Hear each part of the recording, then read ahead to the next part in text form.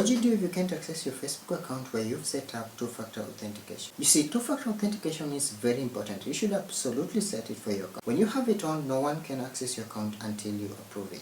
On the downside, if you forget your password, the recovery process is very stressful. Usually, when you try the recovery process, you'll either ask for the email or phone number and then a password. And then you get a pop-up telling you that you've received a code in your SMS that will be used to recover that account. The bad news is that no longer works, at least not all the time. What should you do in that case? Very easy.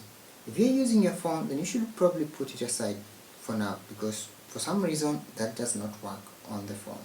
The first thing you want to do is find a laptop with a webcam and an internet connection and have your ID with you before starting this process. The second thing you want to do is open a browser and try logging into Facebook just like you're trying to do it with your phone.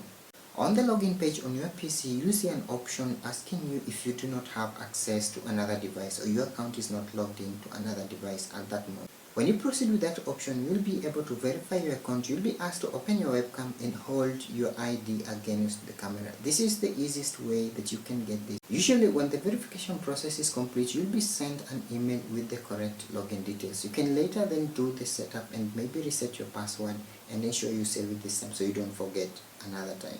So what do you learn from all this? Number one is always use a two-factor authentication because it is easier to verify your account than to recover it when it is hacked by somebody else. Number two is try logging into more than one device just in case, because you never know when you're going to lose your device or when it is going to get damaged. Now, when this happens, you can always have another device where your account is active and you can easily get the notification and verify or access your account from your new device. If you're trying to recover a hacked account, then you need to watch this video. We'll take you through the process of contacting Facebook directly on how to access your account or have your hacked account back.